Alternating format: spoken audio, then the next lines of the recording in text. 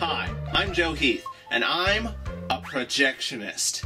One of the perks of working for a movie theater is that I get to see free movies each week, so I've decided to watch and review a new movie every week until I have a nervous breakdown due to the deadlines. Why did I think this was a good idea?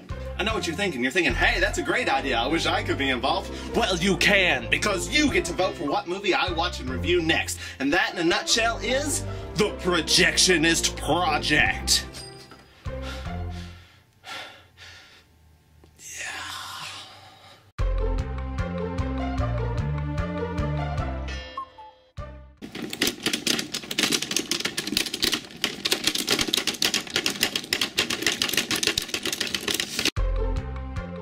In the not distant enough future, Charlie Kenton, played by Wolverine, is a washed-up ex-boxer who now trains and operates robot boxers. I hit my hand. He's also not a very nice person. The movie opens with Charlie hungover on the phone with some guy he owes money to. Then he gets himself into even bigger debt when he makes a $20,000 bet that his robot Ambush will win a fight with a 2-ton bull owned by the over-the-top cowboy villain stereotype, Ricky, played by the Blob. The bull completely annihilates Ambush. Charlie then runs away without paying Ricky, but not before finding out that his ex-girlfriend died and left behind a kid. Charlie's kid, Max, played by Kid Thor. Seriously, is this a Marvel movie? Is Nick Fury gonna show up and recruit some robots for the Avengers? Maybe the bull? That bull has skills. Anyway, Charlie shows up at court to sign some papers to foist Max off on the kid's Aunt Deborah, played by that woman who looks vaguely familiar, and his Uncle Marvin, played by that guy who's been in everything. Charlie notices that Uncle Marvin appears to be rich and decides to con him out of some money by refusing to sign Max over to them unless Marvin gives him $100 grand. Marvin's like, okay, but you gotta keep the brat for a few months because I want to get in some quality sex time on my honeymoon in Italy without the kid getting in the way. Honestly, this scene was a little confusing to me. I wasn't sure what the deal they were making was. I knew that Charlie was going to wind up with Max for the majority of the movie, so I thought maybe he was wanting to get paid to keep Max, to keep him out of Marvin's hair, and Marvin being a bit of a douchebag and not really wanting the kid didn't really help clear up matters. So it was a bit confusing that the actual deal was that he was getting paid to give them Max, but to keep him for a little while first. It seems like it would have been a lot quicker and made a lot more sense if he was just forced to take care of the kid. Anyway, Charlie gets paid and goes to a gym owned by another ex of his, Bailey, played by Kate from Lost.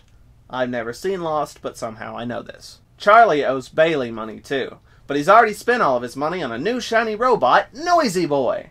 He then tries to foist Max off on Bailey, but Max won't have this and forces Charlie to take him to Noisy Boy's first match. At the arena, Charlie's old friend, Finn, says he will do him a favor and put Noisy Boy in some small matches to make some guaranteed cash. Max thinks this is a smart idea, but Charlie wants a big match, and a big match he gets. And he also gets Noisy Boy completely destroyed. Well, that's 2 down. So Charlie and Max break into a junkyard to steal parts to build a new bot. It's dark and pouring rain, and Max almost walks off the edge of a cliff, but doesn't because Charlie warns him before he has a chance to do so. Not that it matters because the edge of the cliff collapses and Max goes tumbling. Luckily, though, he is caught by a robot arm sticking out of the side of a lower cliff. Charlie pulls Max to safety, and Max realizes that there's an entire robot connected to the arm that saved him. Max wants the robot, but Charlie doesn't, so he leaves. So first you sneak your kid into a junkyard complete with security lights, then you let him get close enough to the edge of a wet, muddy cliff that he falls off, then you leave him next to the edge of another wet, muddy cliff to dig up a giant robot that he has to sneak past security by himself, and then he doesn't show up to your truck until the next morning? Wow. Good parenting. Anyway, the bot is actually an old sparring bot named Adam. I am Adam, a lifelike android in every conceivable way. No, not Adam. Atom. Max wants Adam to fight, but Charlie thinks this is ridiculous. So he takes Max to an extremely sketchy place called the zoo.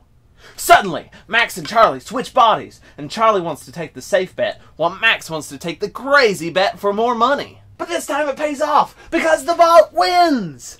And thus begins Adam's slow rise from sparring bot to league bot. And Max and Charlie slowly begin to bond. I will stop with the summing up of the movie now because I don't want to spoil everything like I did in the last review. But here are some additional thoughts. I will warn you if things are about to get spoilery. First off, the movie looks beautiful. The cinematography is great. Danny Elfman's score is really good.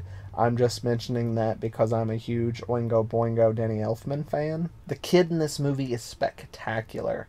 He never really seems like he's acting. He manages to pull off some nice emotional scenes, seems to know a lot about gadgets and mechanics, but still seems to feel like a real kid, you know? Also, the kid can dance. Adam has a shadow mode where he mimics whatever Charlie or Max does. This leads to Max, of course, dancing with the robot, and it sort of becomes Adam's trademark in the boxing ring. He dances before the fights. It's actually pretty cute. What's also cute is the chemistry between Max and Charlie. I mean, after the initial, I'm a grumpy dad, I'm a whiny kid setup, the two loosen up and seem to be really having a lot of fun. And when the cowboy villain reappears and beats Charlie up, making Charlie feel like he's a bad dad for putting Max in danger, thus leading him to give Max back to his aunt and uncle, the emotions between Max and Charlie seem real and heartfelt. Honestly, this movie is a bit contrived and cliched plot-wise, but these two characters really make it work. You really root for them. And it really is a fun movie. The fights and the robots are all cool and interesting. I especially like the Zaphod robot. I will say that I'm a bit disappointed that Adam won every single fight on his way to the final fight with the big robo-boss Zeus. I expected him to lose a couple of early fights at least. It seemed a bit unrealistic that this crappy old bot never lost. I mean, how are you supposed to be the underdog if you never lose? That being said, I thought that the way the final fight was handled was unexpected and kind of neat. I also enjoyed that the bad guys didn't resort to tampering with Adam or, dirty tricks. Everything about the end was pretty amazing and well done, actually. Except anything involving the cowboy. I really didn't like that character. And I don't mean in the he's the villain sort of way. I mean in the way that he was a little too cartoony.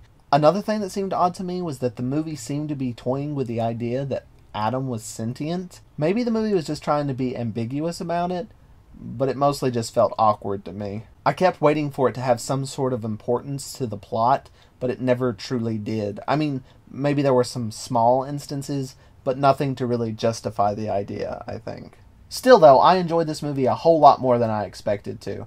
The characters were fun and well acted. The humor was really good. I laughed pretty consistently. And it wasn't just the humor that was good. It even made me tear up once or twice. I kind of expected this movie to be a dumb Transformers boxing action special effects movie, but it had a story to back it up. Honestly, I probably would have liked this movie if it had just been about regular boxing, because it's not about the boxing, it's not about the action, it's about the characters, and that's nice. Your choices are, it's not about aliens, it's about birds, Shark Night for Kids, James Bond 23, Remake number 1, is that still playing? That's still playing too? Moneyball, Remake number 2, or 69. Be sure to vote in the sidebar on minipineapple.com. As always, comments and criticisms are greatly appreciated. Please let me know what I'm doing right, what I'm doing wrong. I want to make these videos as good as possible. You can still like Neil's new robot in the One Cloud Fest. Voting ends December 3rd, so please go like it and share it with your friends. Click the send button, and you can send it to all of your Facebook friends. Please, please, please do that. That would mean a lot to me. Thank you very much. I would love you forever. And if you came over here, I would give you a great big hug if that's what you wanted. If not, we could just hang out and be friends. MintyPineapple.com is still accepting donations. She's in the Dressing Room should be coming soon. I've finished a rough edit of it, and I've sent it to Vincent E.L., and he's going to possibly fix the credits at the beginning and maybe do some audio work and music. Speaking of Vincent E.L., you should probably go check out his website because it is awesome. And he also has reviews of movies. He's already done Wolverine and Smallville. Smallville's not a movie, it's a TV show, but whatever. He also has awesome music videos and other cool stuff, so you should go check that out. Be sure to go to minipineapple.com to vote for what movie I watch next. See ya!